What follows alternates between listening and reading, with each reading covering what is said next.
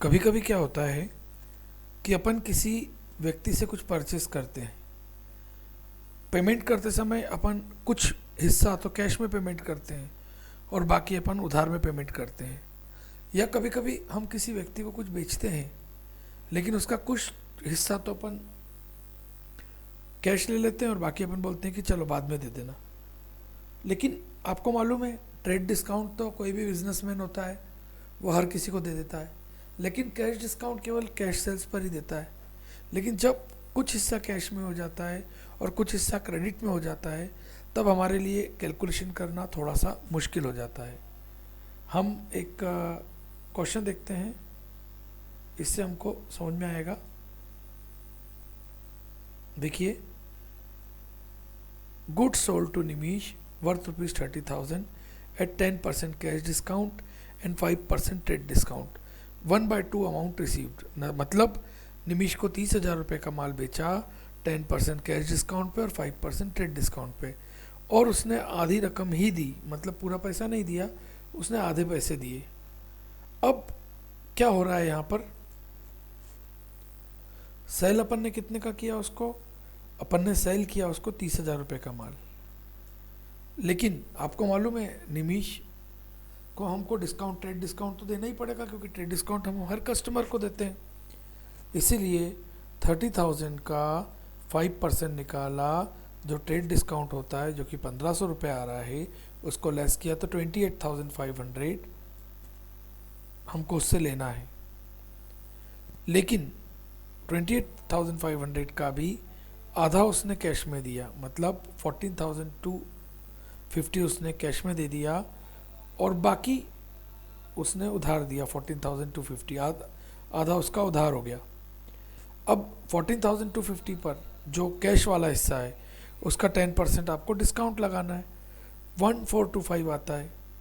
मतलब आपके पास कैश कितना मिल रहा है, 12825 रुपीज़ आपको कैश मिल रहा है उससे। अब देखिए, सबसे पहली बात तो कैश वो कितना दे रहा है, कैश वो दे रहा है केवल 12825 दे रहा है, क्योंकि हमने कैश 14,250 रुपये का माल बेचा था, उसमें से 1425 डिस्काउंट मिल गया, मतलब कैश अपने को कितना मिल रहा है 12825, मतलब कैश अकाउंट डेबिट, यहाँ लिख देंगे 12825 कैश के सामने। डिस्काउंट, कैश डिस्काउंट है 1,425 रुपये का, वो डिस्काउंट के सामने आ जाएगा। क्योंकि उधार बेचा है निमिश को, तो जितना पेमेंट मतलब ड्यू है निवेश का, वो निवेश के सामने आ जाएगा।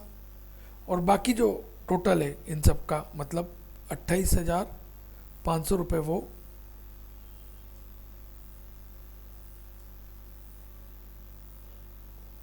वो आपके पास, आपका 28,500 रुपये आपके जो हैं वो काय में आ जाएंगे, 28,500 रुपये आपके सेल्स के सामने आ जाएंगे। क्यों?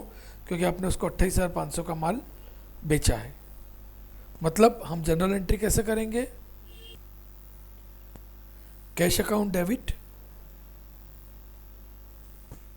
12,825 रुपये, डिस्काउंट 1425, निमिश 14,250 और सेल्स 28,500। मतलब एंट्री आपको इसी फॉर्मेट में करनी है। अब अगला देखते हैं, 10 तारीख की एंट्री है, रीना को 50,000 रुपये का माल 5% नगद छूट पे और 10% व्यापारिक छूट पर बेचा, 1/4 रकम दी। मतलब हमने रीना को 50,000 का गुड्स बेचा, 5% कैश डिस्काउंट है और 10% ट्रेड डिस्काउंट है, और उसने केवल 1/4 अमाउंट ही हमको पेमेंट किया, बाकी जो है वो उधार है। कितने का माल बेचा आपने रीना को, अपनी रीना को 50,000 रुपये का माल बेचा, इसलिए हम सेल्स की जगह पर लिख देंगे 50,000 रुपीज़। ट्रेड डिस्काउंट लेस करेंगे 5,000, आया 45,000। 45,000 के दो भाग किए, 1/4 जो कि कैश में है और बाकी बचा हुआ 45,000 में से 11,250 गए, 33,750 क्रेडिट हो गया। अब जो कैश में है उसका 5% हमने डिस्काउंट दे दिया, 562 रुपीज़ 50 पैसा।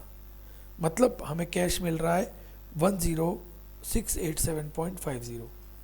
अब जैसा हमने जनरल एंट्री सीखी थी, हम उसकी बात करते हैं कि ये अमाउंट कैश के सामने आएगा, ये अमाउंट डिस्काउंट के सामने आएगा, ये अमाउंट रीना के सामने आएगा, और इनका टोटल जो कि 45,000 है वो सेल्स के सामने आ जाएगा।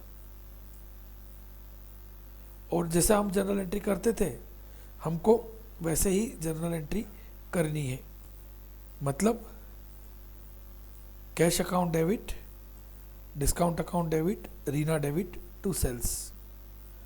इसी प्रकार से रवि को बेचा, देखिए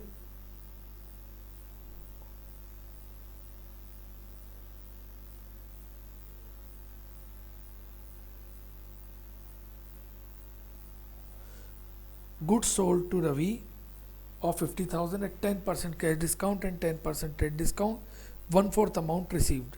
50,000 रुपये का माल 10% कैश और 10% ट्रेड डिस्काउंट में बेचा और उसने 1/4 अमाउंट दिया। बिल्कुल वही की वही हो गया। 50,000 रुपये का माल हुए, 10% ट्रेड डिस्काउंट लेस किया, 45,000 आ गया। 1/4 कैश है, बाकी उधार है। जो कैश है उसका 10/100 कर दिया, 10% कर दिया, बाकी बचा हुआ कैश के सामने आ गया। तो ये आपका कैश आ गया, ये आपका डिस्काउंट आ गया, ये आपका रवि का नाम आ गया, और बाकी ये जो 45,000 है, ये 45,000 आप काय के सामने लिख देंगे, सेल्स के सामने लिख देंगे। देखिए